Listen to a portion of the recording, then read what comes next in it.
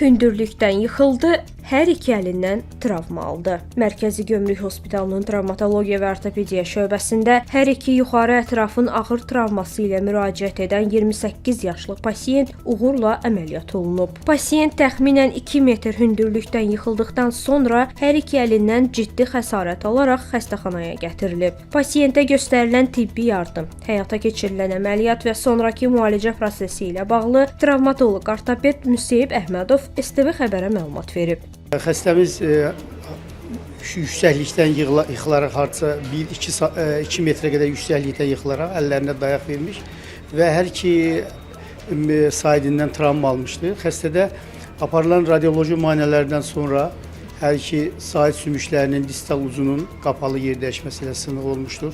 Kolles tipdə bir sınıq olmuşdur. Hazırda əməliyyat planlaşdırılır. Hər iki saiddə açıq osteosintez əməliyyatı və anatomik metal osteosintez fiksasiya əməliyyatı planlaşdırılır. Ümumiyyətlə, yüksəklikdən yıxılma travmaları biraz fərqli bir travmalardır. Xəstələrdə yüksəklikdən yıxılma travmalarında daha çox daban sümüyünün, onurğanın zədələnməsi, çanaq zədələnmələri, uzun borlu sümüklərin zədələnmələri ola bilir. Yəni, yanaşmalar müxtəlifdir. Hansı yüksəklikdən düşməsi, neçə metrdən düşməsi və hansı istiqamətdə düşməsi. Yəni, bunlar sırf kəskin travmalara aid olan patologiyalardır. Mütəxəssisin sözlərinə görə hündürlükdən yıxılmalar nəticəsində yaranan travmalar zamanı ilk dəqiqələrdən atılan addımlar sonrakı müalicənin uğuruna birbaşa təsir edir. Belə hallarda hansı tədbirlərin görülməli olduğunu travmatoloq ortoped Müseyib Əhmədov izah edir.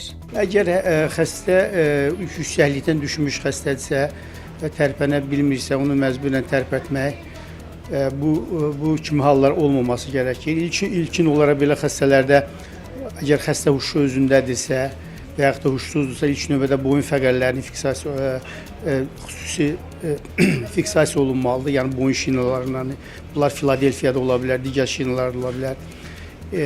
Çünki əgər hansısa bir onurğa zədələnməsi olarsa, yüngül bir tərpənişdən orada iflic ola bilir. Bu isə daha ağır fəsadlara gətirib çıxarıla bilər.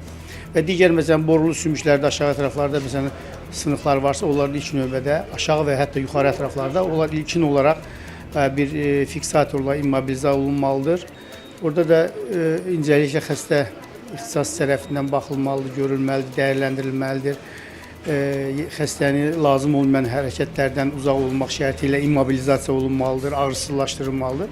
Sonra ixtisaslı klinikaya çatdırılmalıdır və sonraki müayinələri və müalicəsi əməliyyatlara aparılmalıdır. Qeyd edək ki, Mərkəzi Gömrük Hospitalının Travmatologiya və Ortopediya şöbəsinin travmatoloq ortopedi Müseyib Əhmədov travma və ortopedik xəstəliklərinin diaqnostikası və cərrahi müalicəsi ilə məşğul olur. Onun fəaliyyət istiqamətinə müxtəlif növ sınıqların cərrahi müalicəsi, diz, but çanaq, çiyin və dirsək oynaqlarının endoprotezləşdirilməsi, artroskopik əməliyyatlar, idman travmaları, onurğa cərrahiyyəsi, eləcə də uşaq ortopediyası sahəsində həyata keçirilən cərrahi müdaxilələr daxildir. Vaxtında müraciət və düzgün müalicə pasiyentin hərəkət imkanlarının qorunması, gündəlik həyata daha qısa müddətdə qayıtması və gələcək ağrılaşmaların qarşısının alınması baxımından xüsusi əhəmiyyət daşıyır.